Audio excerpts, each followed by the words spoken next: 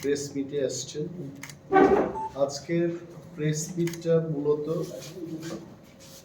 আমাদের ত্রিপুরা বিধানসভায়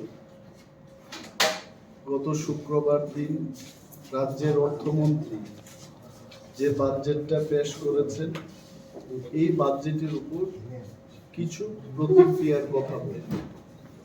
তবে তার বাজেটে যাওয়ার আগে প্রথম দিনে যে ঘটনাটা হলো, আমাদের দাবি ছিল নীল ছবি যিনি দেখেছিলেন এই বিধানসভায় বিধায়ক যাদব লাল নাথের বিরুদ্ধে ব্যবস্থা গ্রহণ করে, এবং আমাদের দলের লেজিসলেটিভ পার্টির পক্ষ থেকে আমি নিজে অ্যাডজর্নমেন্ট মোশন এনেছিলাম, এবং সিপিআইএম দলের পক্ষ থেকেও একজন ওনাদের বিধায়ক উনি এনেছেন। এবং আমি জানতে চেয়েছি যে what is the status of adjournment motion, কারণ এই নীল ছবি দেখা আজকে কিন্তু আমি সকালবেলায় যাদব বাবুর ওই ক্লিপিংসটা দেখছিলাম যে হাউ হি ওয়াজ ওয়াচিং। আজকে আরো ক্লিয়ার হলো আমার কাছে, হি ওয়াজ ওয়াচিং অনেকক্ষণ ধরে। এটা কিন্তু উনি দেখছিলেন, অনেকক্ষণ দেখার পর আবার স্ক্রল করে আবার আরেকটা জায়গায় গেছে। তো ইট ওয়াজ এ ফ্যাক্ট দ্যাট এমএলএ সাহেব এটা দেখেছেন বিধানসভার কক্ষে বসে। তো এটা আমাদের জানার অধিকার, এটা আমাদের অধিকার ছিল যে অ্যাডজর্নমেন্ট মোশন এই বিধানসভাকে এবং বিধানসভার যে মানটা মর্যাদা এটাকে নষ্ট করার প্রতিবাদে আমাদের আলোচনার এটা সুযোগ নেওয়ার দরকার ছিল।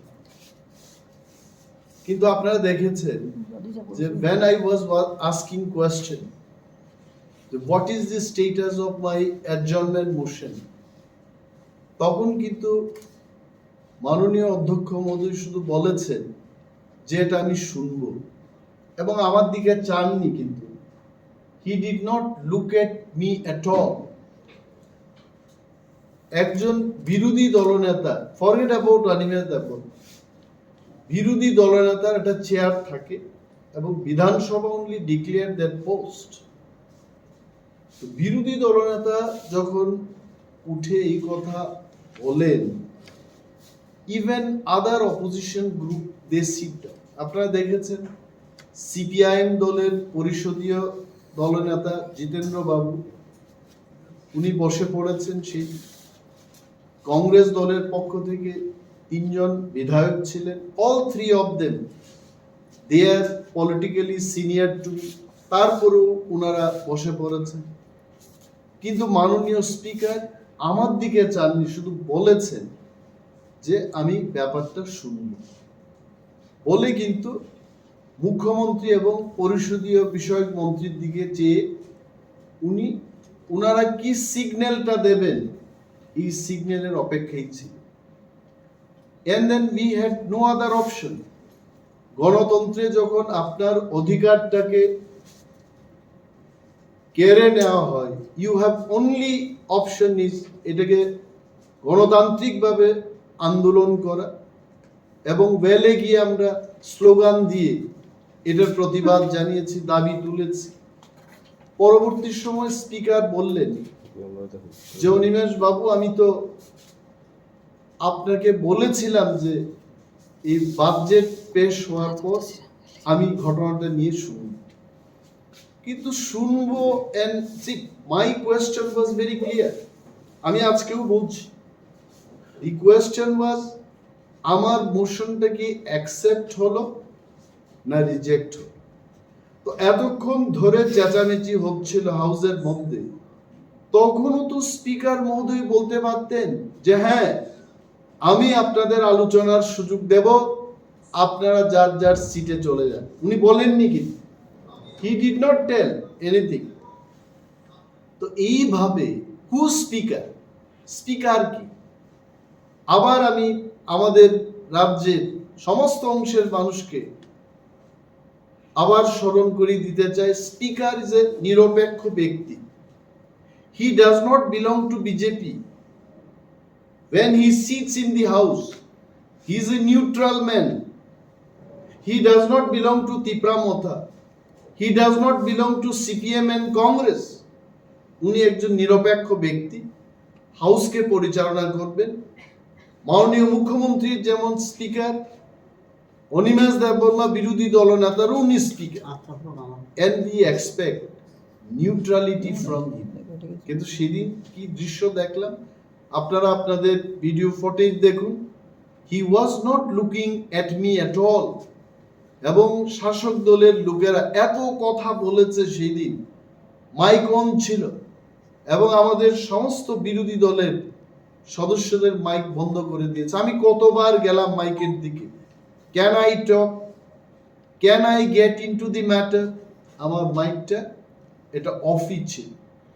তো এই যে ঘটনার প্রতিক্রিয়া জানাতে গিয়ে রাজ্যের মাননীয় মুখ্যমন্ত্রী এবং হাউসের যিনি লিডার অফ দি হাউস, আমি তো leader of the opposition, but professor doctor Manik Saha, the honourable CM of the state, is leader of the house. অনেক উপরে উনি আছেন। উনি তিপ্রামথা, সিপিআইএম এবং কংগ্রেস দলের বিধায়করা যেভাবে আমরা ওয়েলে গিয়ে যে আন্দোলনটা করি, we did not want to do that. কেন আমরা সেটা করব? যদি আমাদের দাবি, সি উই অনলি ওয়ান্টেড আলোচনাই আপনি করবেন না, আপনারা আলোচনার জন্য অনুমতি দেননি, এটা আপনাদের দোষ। আন্দোলন আমাদের করতে হয়েছে। উই নেভার ওয়ান্টেড এই ধরনের হট্টগোল বিধানসভার মধ্যে আমরা করব, এটা আমরা কখনোই আমরা ভাবিও না, এবং এটা আমাদের করতে হয়েছে। মুখ্যমন্ত্রী পরবর্তী সময় কি বলেছেন, যে এটা জঙ্গল রাজ, এইভাবে পবিত্র বিধানসভার সম্মানটা নাকি আমরা নষ্ট করেছি। নাও আওয়ার কোয়েশ্চেন ইজ, এই জঙ্গল রাজ যেহেতু উনি বলেছেন যে পবিত্র বিধানসভাকে অপবিত্র করেছে, তো যিনি বিধানসভার মধ্যে বসে নীল ছবি দেখেছেন, তার বিরুদ্ধে ওনারা একটা কথাও বলেননি। নাইদার বিজেপি পার্টি নর বিজেপি দলের পরিষদীয় দল, অর্থাৎ ভারতীয় জনতা পার্টির লেজিসলেটিভ পার্টি, যে লেজিসলেটিভ পার্টির মূল হুতা হচ্ছেন ত্রিপুরার যিনি মাননীয় মুখ্যমন্ত্রী, হি ইজ দি লিডার। উনিও কিন্তু যাদব লাল নাথের বিরুদ্ধে একটা কথা আজও অব্দি বলেননি। What about honourable speaker? He also did not tell. তো যে ব্যক্তি অপবিত্র করেছে বিধানসভাকে, তার প্রতিবাদে, তার বিরুদ্ধে রাজ্যের মর্যাদা, বিধানসভার মর্যাদা সারা দেশে এটা আলোচনা হয়েছে। এই লোকটার বিরুদ্ধে যখন আমরা পবিত্রতাকে রক্ষা করার জন্য সোচ্চার হলাম, তখন রাজ্যের মাননীয় মুখ্যমন্ত্রী বলেছেন যে জঙ্গল রাজ আমরা তৈরি করেছি বিধানসভার মধ্যে। অতীব দুঃখজনক। রাজ্যের মানুষ বিচার করবেন। এখন কি বার্তা গেছে মানুষের কাছে? এটাই বার্তা গেছে যে যদি একজন এমএলএ বসে বিধানসভার মধ্যে নীল ছবি দেখতে পারে, এনি সিটিজেন, এই রাজ্যের যে কোনো নাগরিক যে কোনো জায়গায় নীল ছবি দেখলে তাকে সাজা শাস্তি দেওয়া যাবে? I don't think. It means indirectly, I don't know what fate বলেছে যে ইথিক্স কমিটিতে যাবে। আমরা বলেছি ইথিক্স কমিটিতে কাদেরকে পাঠানো হবে। আমি যদিও এত বেশি আইন জানি না, তারপরেও বলছি, কোনো কোর্ট কেস পেন্ডিং আছে, কোনো ধরনের অতীব মাত্রায় আইনের দৃষ্টিভঙ্গিতে, আইনের দৃষ্টিতে যদি কেউ কোনো আনইথিক্যাল কাজ করে থাকে, নর্মালি সাচ কেসেস এগুলো ইথিক্স কমিটির মধ্যে যায়। সারা ভারতবর্ষেই এই জিনিসটা প্রমাণ হয়ে গেছে এবং বিধায়ক নিজেও কেঁদে কেঁদে একটা চ্যানেলের মধ্যে বলেছেন হ্যাঁ वो आ रहा था এবং আমি বন্ধ করতে পারছিলাম না। বন্ধ কিছু উনি তো বারবার চেয়ে আছেন, বারবার এটাকে আনন্দ করছিলেন এটাকে দেখে। তারপরেও যদি অ্যাকশন না নেয়, এটা ইথিক্স কমিটির কি হবে? Okay, let them decide in ethics committee. তবে বিধানসভার মধ্যে কমিটিগুলো কি করা হয় অনেকেরই জানা নেই। নর্মালি শাসক দলের বহু লোক, 9 জনের কমিটির মধ্যে আপনারা দেখবেন 6 জনই শাসক দল এবং 1 জন বা 2 জন 3 জন বিরোধী দলের সদস্যরা সেখানে থাকে। সেখানে আমাদের সন্দেহ ছিল যে ইথিক্স কমিটিতে এটাকে 1 নম্বর পাঠানোর দরকার নেই, কারণ বিধায়ক নিজেও স্বীকার করেছে ওনাকে শাস্তির ব্যবস্থা গ্রহণ, ওনার বিরুদ্ধে শাস্তির ব্যবস্থা গ্রহণ করা হোক। কারণ কর্ণাটকে এই ধরনের ঘটনা হয়েছিল, তখন সেখানকার স্পিকার অ্যাকশন নিয়েছেন। উড়িষ্যাতে এমন ঘটনা হয়েছে একজন কংগ্রেস বিধায়কের সাথে, ওনাকে অ্যাকশন নেওয়া হলো, সাসপেন্ড করা হলো। গুজরাটে 2 জন বিজেপি বিধায়কের এই ধরনের ঘটনায় জড়িত হওয়ার অনেক পত্রপত্রিকায় উল্লেখিত সংবাদগুলো আমি দেখেছি, সেখানেও অ্যাকশন নেওয়া হয়েছে। তো এখানে যাদব বাবুর বিরুদ্ধে তারা অ্যাকশন নেবে না কেন? Maybe they have problem with their numbers. কারণ 31 জন যাদব বাবুকে যদি সাসপেনশন বা ডিসমিস করা হয় তাহলে সংখ্যাটা 30-এ গিয়ে দাঁড়াবে। But it does not mean যে রাজ্যের মানুষকে একটা ভুল বার্তা দেবে যে নীল ছবি দেখেই বিধানসভার মধ্যে যুব সমাজকে আমরা কি মেসেজ দিতে চেষ্টা করছি। দিস ইজ রিয়েলি রং এবং আমরা খুব দুঃখিত এই ব্যাপারে এবং আবারও নিন্দা জানাচ্ছি। এবং মুখ্যমন্ত্রী এই ব্যাপারে অন্তত আমাদের বিরুদ্ধে কথা না বলে যাদব লাল নাথের বিরুদ্ধে একটা কিছু বয়ান ওনার দেওয়া উচিত, এটা আমরা মনে করি। এবং ত্রিপুরা বিধানসভার ইতিহাসে 5 জন বিধায়ককে সাসপেন্ড করা হলো একই দিনে। কেন? যারা পবিত্র বিধানসভার মর্যাদাকে রক্ষা করতে চায় তারা আন্দোলন করেছে, আর যে মর্যাদাকে হানি করেছে, মর্যাদাকে নষ্ট করেছে, তাকে রক্ষা করতে গিয়ে যারা বিধানসভার মর্যাদাকে রক্ষা করবে তাদেরকে সাসপেনশন করেছে। So now let the people of Tripura judge the decision of honorable speaker and leader of the house. কে এদের নামটাকে প্রস্তাব দিয়েছে? ত্রিপুরার মাননীয় মুখ্যমন্ত্রী। This is one. Number 2, budget সম্পর্কে, এই বাজেটের একটা ভাষণ, যদিও সেই দিন আমরা আন্দোলনে ব্যস্ত ছিলাম, আমরা স্লোগানে ব্যস্ত ছিলাম এবং আমাদের কথাকে পাত্তা না দিয়ে বাজেটের উপর ভাষণ রাজ্যের সম্মানীয় অর্থমন্ত্রী উনি এই ভাষণটা পেশ করেছেন। পরবর্তী সময় এই ভাষণটা আমি পড়লাম। There is one more book, budget at a glance.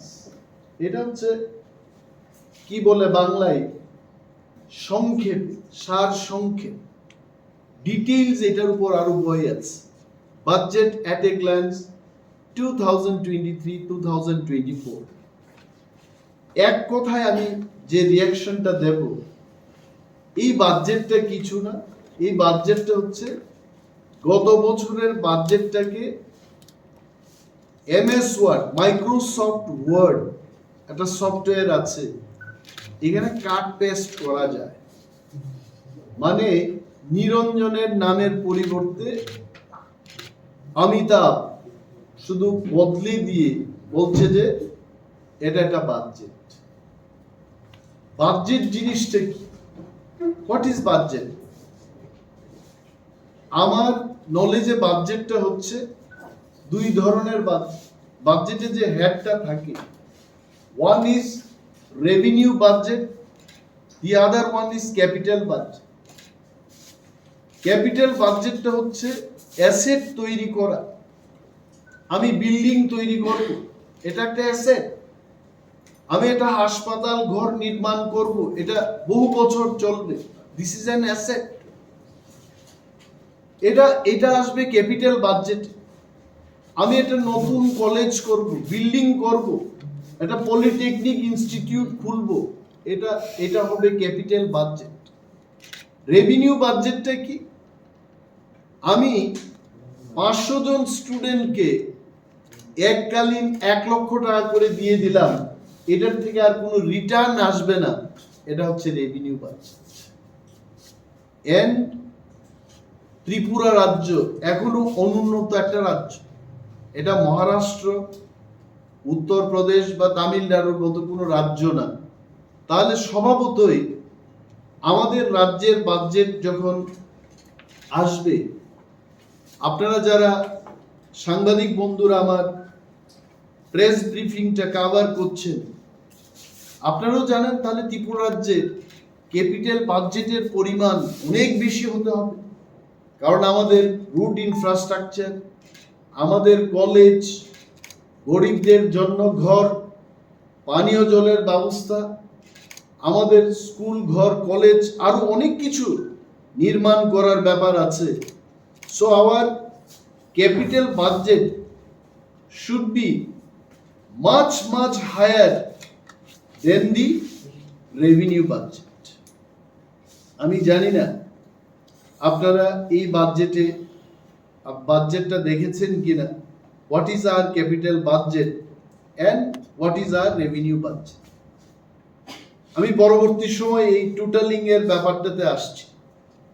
আর একটা বিষয় বলছি যে অনেক সময় যারা ত্রিপুরা রাজ্য শাসন করছে, ত্রিপুরা রাজ্য যারা শাসন করছে, ত্রিপুরা রাজ্যে আরো কতগুলো অটোনোমাস বডি রয়েছে যারা সরকার থাকার পরেও আর একটা লোকাল সরকার, লোকাল গভর্নেন্স এর মতো তারা শাসন করছে। তারা কারা? 1 নম্বর হচ্ছে Tripura tribal areas autonomous district council, এটা একটা লোকাল গভর্নেন্স। তারপর হচ্ছে আগরতলা মিউনিসিপাল কর্পোরেশন, যেখানে একজন মেয়র রয়েছে, রাজ্যে সরকার আছে, তারপরেও দেখবেন মিউনিসিপাল কর্পোরেশনে তার আলাদা করে পূর্ত দপ্তর রয়েছে, তার জল বিভাগ রয়েছে, তার নানা টুকটাক এই যে রাস্তার কাজগুলো করার জন্য তার আলাদা একটা দপ্তর রয়েছে। They have their own wings parallel to the state government. ADC কে আর্থিক বঞ্চনা করছে, এটা আমরা গত 2 বছর ধরেই বলে আসছি যে রাজ্যের 35% লোক অটোনোমাস ডিস্ট্রিক্ট কাউন্সিল এলাকায় বসবাস করছেন। তাহলে আর্থিক ডেফিনিশনে ত্রিপুরা রাজ্যের যা বাজেটটা হবে তার মোটামুটি 35% টাকা Tripura tribal areas autonomous district কাউন্সিলকে দিতে হয়। এইবার বাজেটে কি করেছে? দে হ্যাভ গিভেন, রাজ্যের বাজেট, আমার কাছে যা বাজেটটা আছে এটা ফিগারটা হচ্ছে 27,654 কোটি 4 লক্ষ টাকা। এটা হচ্ছে এই বাজেট মাননীয় অর্থমন্ত্রী সেদিন 2023-2024 অর্থবর্ষে বাজেট বরাদ্দ করেছেন এবং এটাকে উনি পেশ করেছেন। এবং সেই বাজেট থেকে টিটিএডিসি কে মাত্র 672 কোটি টাকা দেওয়া হবে। If you calculate percentage wise, it comes nearly 2.7% of the total budget. যেখানে 35% লোক বসবাস করছে সেখানে মাত্র বাজেটটা দেওয়া হলো 2.7%। তাহলে রাজ্যের সরকার পরিচালনায় যারা আছেন তারাই বলছে এডিসিতে কেন কাজ হচ্ছে না, এডিসিতে যতগুলো কাজ হচ্ছে সেখান থেকে দুর্নীতি হচ্ছে। টাকাই নিয়ে সেখানে দুর্নীতি কি করা হবে? They have proved again. এবং এই 672 কোটি টাকা থেকে টেক মাই স্টেটমেন্ট, আমার স্টেটমেন্টকে রেকর্ড করে নিন, 580 কোটি টাকা চলে যাবে only for salaries and pension. থাকবে কয় কোটি টাকা? রাউন্ড অ্যাবাউট 92 crores ডেভেলপমেন্ট ওয়ার্কের জন্য থাকবে। 1 কিলোমিটার সড়ক পিচের রাস্তা তৈরি করতে খরচ করে 1 কোটি টাকা। এবং এডিসিতে বর্তমানে 25টি দপ্তর রয়েছে। একটা দপ্তরকে যদি 1 কোটি টাকা বরাদ্দ করে 25 কোটি টাকা সেখান থেকে চলে যাবে। এডিসির কাছে 1183 কিলোমিটার সড়ক আছে, যেটা এডিসি কে রক্ষা করতে হবে। এডিসি কে মাত্র পিডব্লিউডির খাতে, I am telling only for এডিসির যে পূর্ত দপ্তর আছে, 1183 কিলোমিটার রুট রক্ষণাবেক্ষণের জন্য তাকে দেওয়া হচ্ছে মাত্র 5 কোটি টাকা। How they will do? সমস্ত সড়ক ব্যবস্থা ভেঙে চুরমার হয়ে গেছে, নাথিং ইজ দেয়ার। এখানে অনেক জায়গায় আমি ডিটেইলসে যাব না যে ট্রাইবাল ওয়েলফেয়ার ডিপার্টমেন্টে সেখানে কি দিয়েছে, বিকজ এডিসির কথা বললেই তো হবে না, যেহেতু এটা রাজ্যের জন্য বাজেট। এই বাজেটে আপনারা এই কপিটা সংগ্রহ করে পড়বেন। বাজেটের ইউ অ্যাপ্রোচ দি বাজেট, আমি কিন্তু তার ভাষা দিয়েই দেখব। মোস্ট অফ দি স্টেটমেন্ট, এখানে 177টা স্টেটমেন্ট দিয়েছেন উনার বক্তব্যে, পয়েন্ট দিয়েছে মাননীয় অর্থমন্ত্রী। এই 177টা স্টেটমেন্টের মধ্যে আপনারা দেখবেন যে যেগুলো হয়ে গেছে এটা বেশি কথা উল্লেখ করেছে, এবং হবে এই কথা অনেক কম, আর আশা আছে অনেক বেশি। তাহলে আপনি আশা নিয়েই বসে থাকবেন যে বাজেটটা আমি বললাম, এটি কিন্তু 611 crores ডেফিসিট।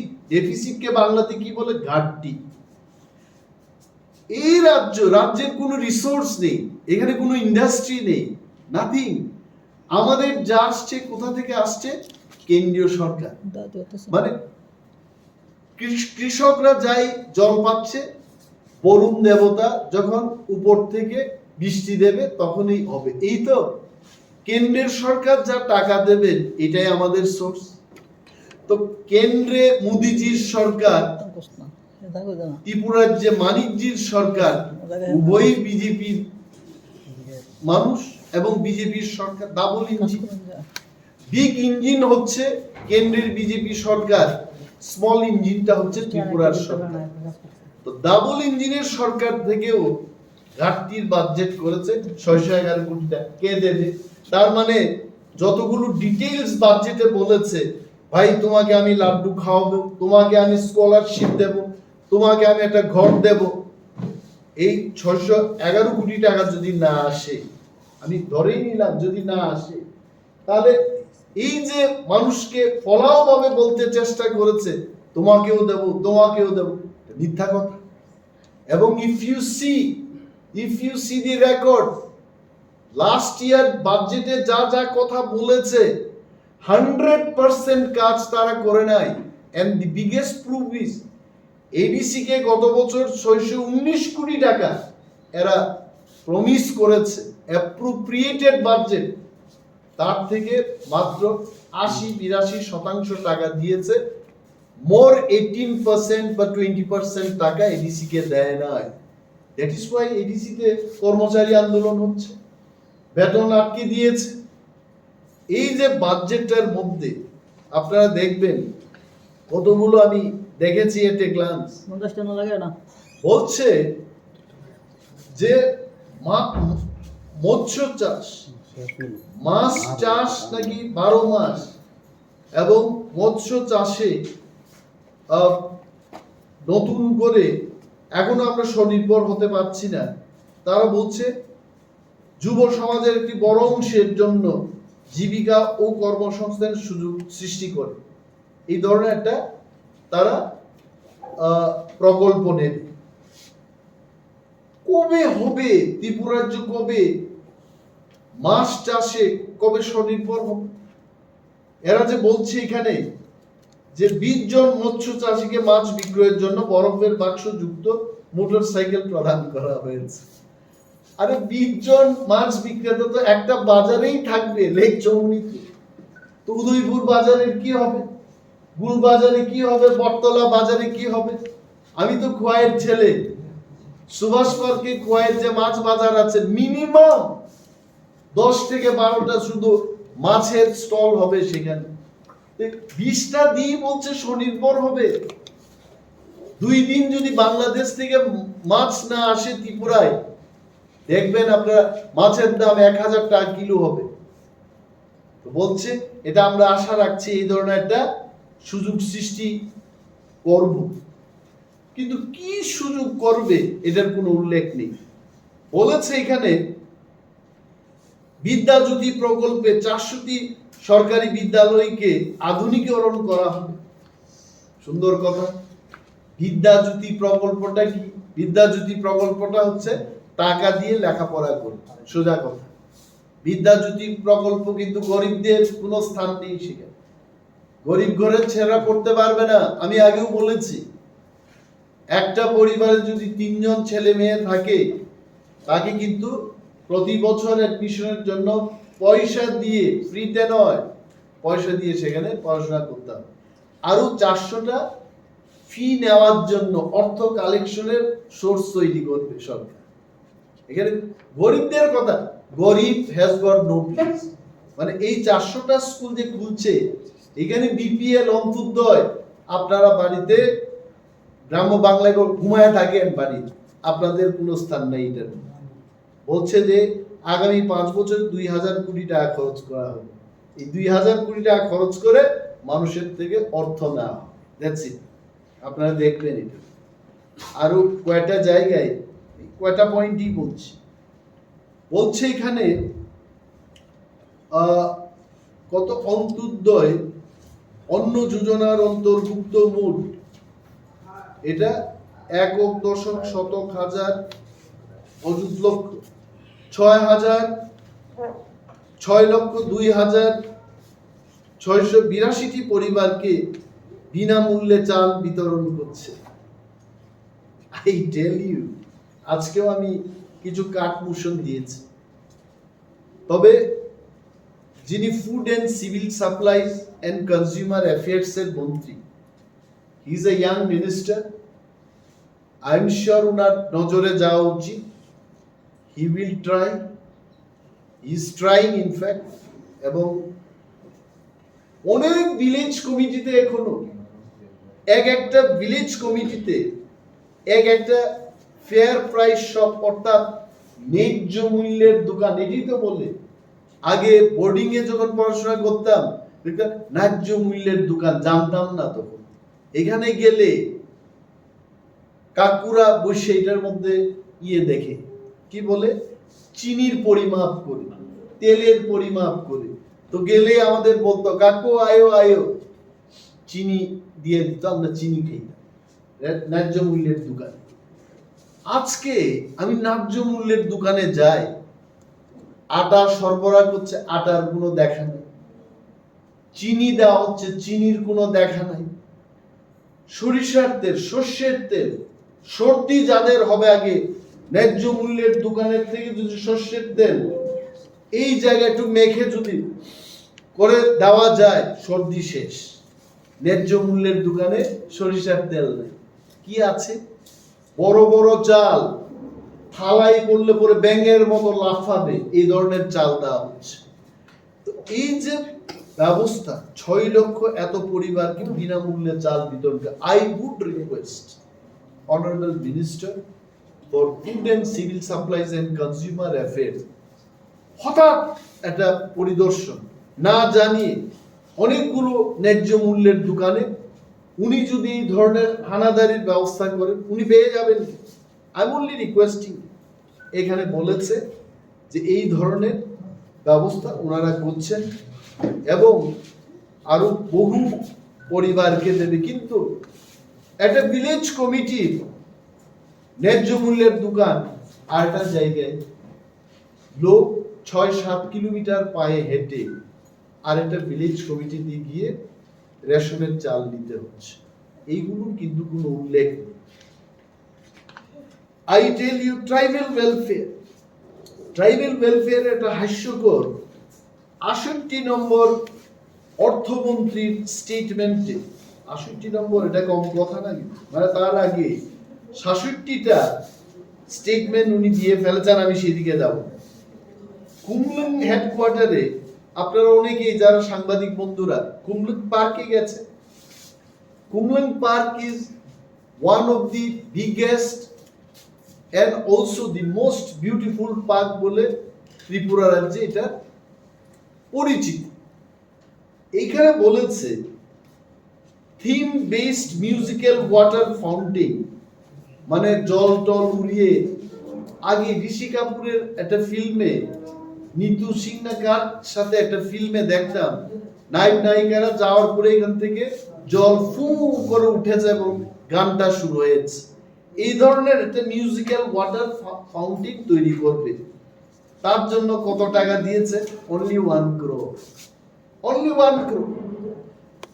আমি ভাবলাম যে ত্রিপুরা রাজ্যের সেকেন্ড ক্যাপিটাল হচ্ছে কুমলুং। এটা মানুষের মুখে মুখে, মানে আগামী দিন যদি রাজ্য সরকার আরেকটা রাজধানী ঘোষণা করে, definitely it will go to Khumulwng. এটা লজ্জার কথা যে কুমলুং একটা ওয়াটার ফাউন্টেন তৈরি করবে অনলি 1 crore, যেখানে ব্যাঙ্গালোরে, কলকাতায় বা বিভিন্ন জায়গায়, গুয়াহাটিতে ওয়াটার ফাউন্টেনের জন্য 50 কোটি, 100 কোটি, 150 কোটি বরাদ্দ হচ্ছে। They have given only 1 crore। লজ্জার কথা। আইটেল সে যাই হোক, এটা মাননীয় মন্ত্রী মহোদয়রাও শুনবেন, ওনারা দেখবেন এই বাজেটটা কেন এইবার বাজেটটা করেছে। স্কিল ডেভেলপমেন্ট হচ্ছে, স্কিল এখানে অনেক বেকার যুবকরা যারা চাকরি পায়নি, আপনাদের রিপোর্টারদের মধ্যেও যার নাই কোনো গতি, সে কিন্তু রাজনীতি করে না, অনেকে সাংবাদিকতার কাজে আপনার যুক্ত হয়েছে। আমাকে অনেকে বলে, দাদা 80,000 টাকা যদি আপনি বন্দোবস্ত করতে পারেন, আমি কিন্তু সাংবাদিকতার কাজে নামে যাব। কেন? তুমি এটা এমএ পাস করা ছেলে, তাও ইংরেজিতে, তুমি কেন? আর করতাম কি, আর তো কোনো উপায় নেই। আছে সাংবাদিক বন্ধুদের মধ্যে অনেক ব্যথিত চিত্ত শিক্ষিত যুবক যুবতীরা আপনারা আছেন, আমি জানি। I am painful for you, কারণ আমি কিছু করতে পারছি না এই মুহূর্তে। এইখানে বলেছে যে 22,000-এর বিগত 5 বছরে রাজ্যের 22,000-এর বেশি সংখ্যক যুবক যুবতীকে বিভিন্ন দক্ষতা অর্জনের প্রশিক্ষণ দেওয়া হয়েছে। তাদের মধ্যে অনেকেই রাজ্যে এবং বহিরাজ্যে বিভিন্ন পেশায় নিয়োজিত হয়েছে। আমি আপনাদের মাধ্যমে রাজ্যের প্রতিটি মানুষকে এটা জানাতে চাই যে আপনারা বলেন, আপনার গ্রামে দেখেন, আপনার এলাকায় দেখেন, কে বা কারা এই স্কিল ডেভেলপমেন্টে শিক্ষা নিয়ে এরা বাইরে কতজন চাকরি করছে, এটা কোনো উল্লেখ নেই। কোন নিয়েতে আমি প্রশ্ন করব, কোন কোম্পানি, কেমন কোম্পানিতে? নাথিং। স্কিল ডেভেলপমেন্ট হচ্ছে 3 দিনের কোর্স, 1 মাসের কোর্স। কি হারে যে টাকা নষ্ট হচ্ছে। আরে when এইগুলোর মনিটরিং হওয়া উচিত, সাকসেস স্টোরি গুলো আসা উচিত। নাথিং। আজকে অনেকগুলো ছেলে মেয়ে তারা in the name of skill development এরা কোর্সটা করছে আর কোথাও চাকরি পাচ্ছে। তাতে কি হচ্ছে? যাদের একটা আশা ছিল স্কিল ডেভেলপমেন্ট করে আমি একটা কিছু চাকরি পাবো, যখন জানতে পারছে যে কোয়ালিটিতে স্কিল ডেভেলপমেন্টটা হচ্ছে, স্কিল ডেভেলপমেন্ট করে কিন্তু 5 স্টার হোটেলে আমি অনেককে দেখেছি যে ওয়েটারদের আমরা যখন জিজ্ঞেস করি, ইউ আর ফ্রম, বলছে I am from West Bengal. What is your name? Guru Saday Nath. তোমার বাড়ি কোথায়? তো ওয়েস্ট বেঙ্গলের লোক, আমি বাংলায় বলবো। বলছে স্যার আমি 24 পরগনা ডিস্ট্রিক্ট। গুড। কোথা থেকে এসছো? বলছে আমি বাংলা মানে 24 পরগনা থেকে এসেছি। তো কি কোর্সটা করেছো? Skill development for 1 year hotel management. কেমন টাকা পাচ্ছ? বলতে 27,000 টাকা। Very good, they are very happy. তোমাদের স্কিল ডেভেলপমেন্টের ওইখানটায় কেমন সাকসেস রেট? বলছে 80% প্লেসমেন্ট হয়ে যাচ্ছে। আর আমার ত্রিপুরার যে সমস্ত স্কিল ডেভেলপমেন্টের কোর্স চালু আছে, what is their success rate? Most of the students এরা এই সমস্ত স্কিল ডেভেলপমেন্ট সেন্টারে গিয়ে নট ইভেন 30% ছেলেরা চাকরি বাকরি পাচ্ছে। এই যে মেসেজটা যাচ্ছে, তাতে যুব সমাজের মধ্যে একটা হতাশার সৃষ্টি হয়েছে। স্কিল ডেভেলপমেন্ট কি বলবে তখন? স্কিল ডেভেলপমেন্ট কইরাও যখন চাকরি পাইতে যায়, তোর এটা কইরা কি? It has gone to that level বলেছে। এটার মধ্যে এরা এই কথাগুলো বলেছে। রুটস এন্ড ব্রিজেস বলেছে যে গত বছরে যা করেছে এটি লিখেছে। এর কি লিখেছে? বলছে যে 150 কিলোমিটার জাতীয় সড়ক কে করছে? জাতীয় সড়ক কি ত্রিপুরা সরকার করছে? এটা আমার প্রশ্ন। আমি আপনাদের বলি, জাতীয় সড়ক নির্মাণের জন্য NHIDCL আছে, national highway infrastructure development corporation limited. এখানে ত্রিপুরার ইঞ্জিনিয়ারদের বা ত্রিপুরার পূর্ত দপ্তরের কোনো কথা চলে না। এরা দিল্লি থেকে আসছে, দিল্লির সমস্ত কথা এখানে কাজ হচ্ছে, বাইরের কন্ট্রাক্টররা এসে কাজ করছে।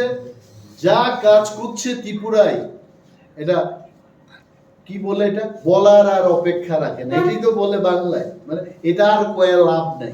কি হইতাছে? ন্যাশনাল হাইওয়ে, আমার অভিজ্ঞতায় আমি বলছি, ন্যাশনাল হাইওয়ে যখন তৈরি হবে, ইটের কোনো প্রয়োগ করা যাবে না, নো ইট, নো ব্রিক্স। কিন্তু আপনি গিয়ে দেখুন খোয়াই কমলপুর রুট এবং খোয়াই থেকে এখন আগরতলা পর্যন্ত যে রুটটা হলো, সমস্ত ড্রেনের ওয়ালে ড্রেন করছে, ওয়াল হচ্ছে তো ইট দিয়ে এরা করছে।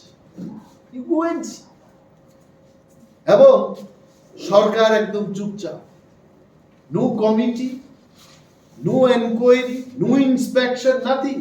কিন্তু এখানে গর্ব করে লিখছে যে 2022-23 অর্থবর্ষে 150 কিলোমিটার জাতীয় সড়ক তারা তৈরি করেছে। মানে কেন্দ্রীয় সরকার করছে, তারপর লিখেছে 30 কিলোমিটার রাজ্য সড়ক নির্মাণ করা হয়েছে। 30 কিলোমিটার এডিসির হাতে।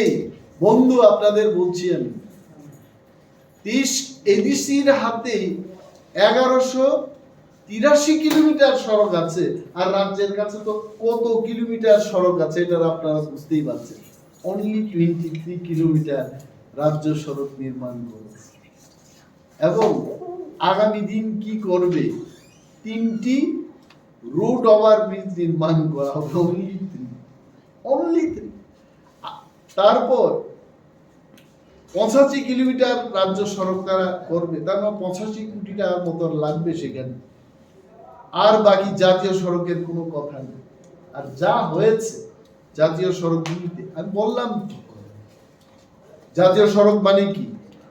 যেখানটায় রুট ক্রসিং হবে সেখানে স্পিড ব্রেকার থাকার কথা, সেখানে এটাকে কি বলে আমি অবশ্য ভুলে যাই, চেতাবনী। এটা বিপ্লব বাবু হলে এটা বলতে পারতেন, হিন্দি উনি মোটামুটি জানেন। যে ওয়ার্নিং সিগন্যাল গুলো থাকে, কোথাও ওয়ার্নিং সিগন্যাল। এখানে আমাদের এক সাংবাদিক বন্ধু উনি এসছেন, আমি নাম বলবো না, উনি খোয়াই জাম্বুরা থেকে চাম্পাহাওয়ার যাওয়ার পথে খোয়াই কমলপুর যে ন্যাশনাল হাইওয়ে, এটা তো ক্রসিং হচ্ছে। এবং এটার মধ্যে যদি কোনো ছেলে মেয়ে গাড়ি পু করে চলে যায়, সেখান থেকে কোনো ট্রাক এসে যদি ধাক্কা দেয়, দেখবেন অ্যাক্সিডেন্টের খবর পাবেন। There is no speed breaker, no warning signal, nothing.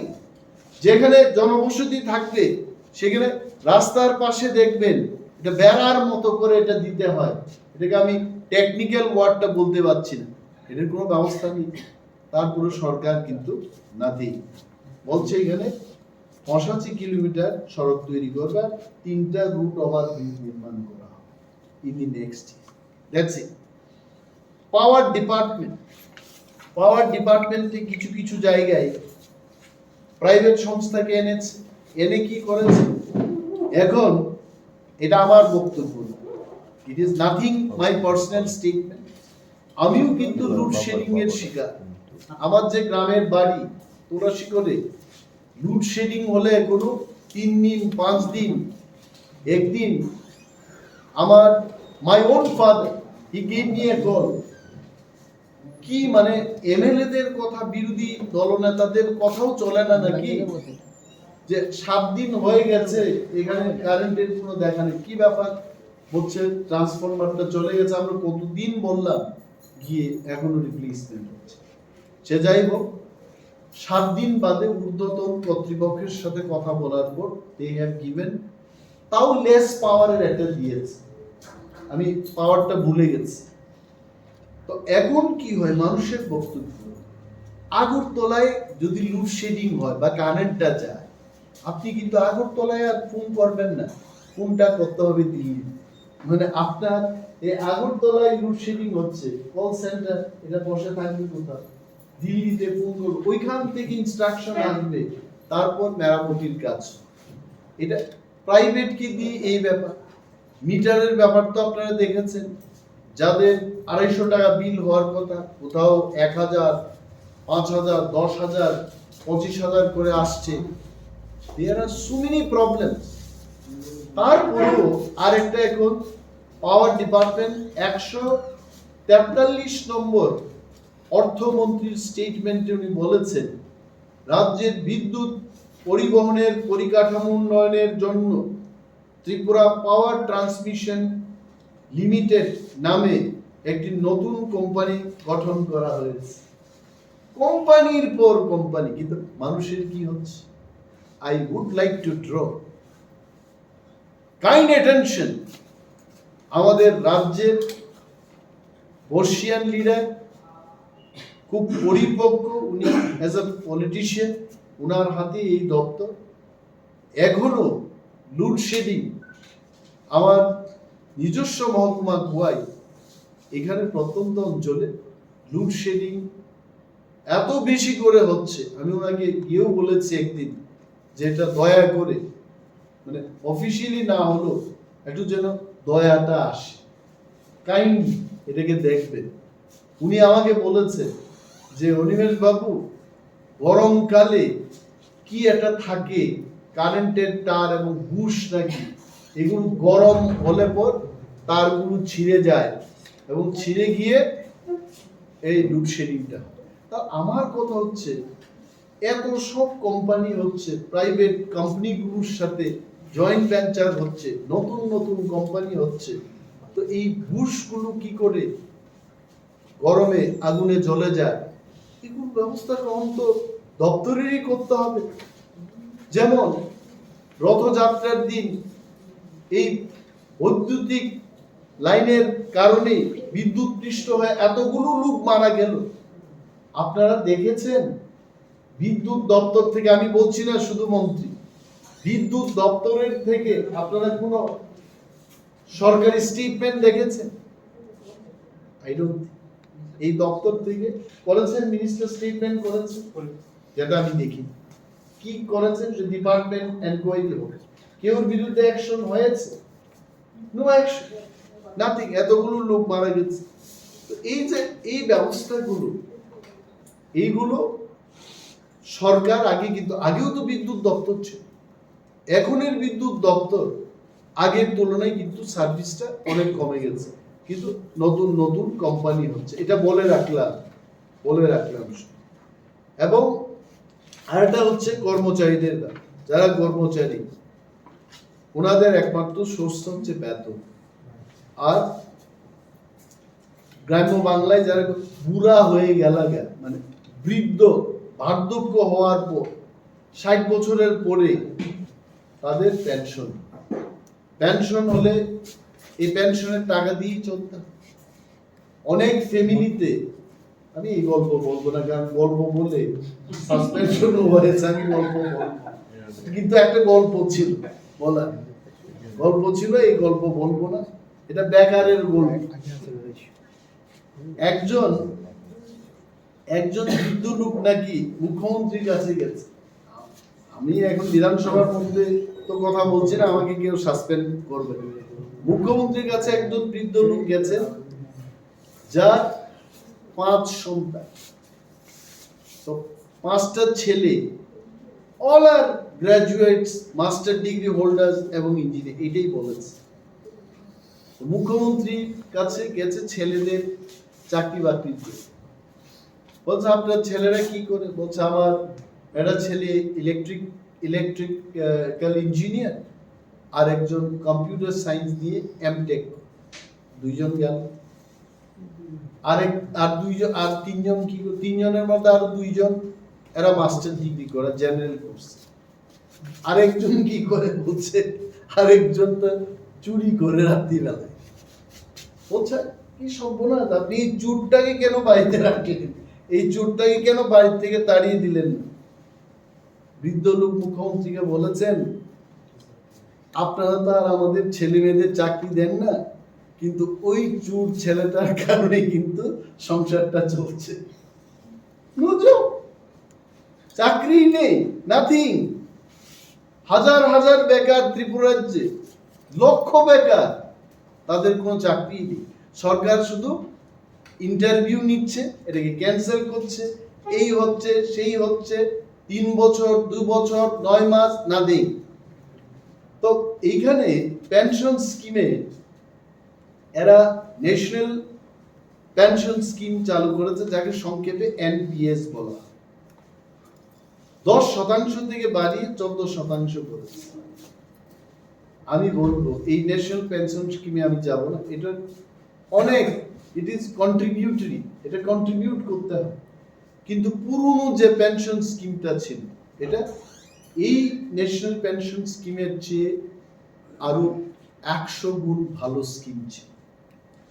অনেক রাজ্য, ভারতবর্ষের অনেক রাজ্য, তারা ন্যাশনাল পেনশন স্কিম চালু করার পর যখন দেখেছে কর্মচারী বন্ধুরা যারা পেনশনে যাবেন তাদের অনেক ক্ষতি হচ্ছে, তখন অনেক আমাদের এই ভারতবর্ষের সরকারগুলো আবার পুনরায় এনপিএসটা ছেড়ে পুরনো কায়দায় চলে যাচ্ছে।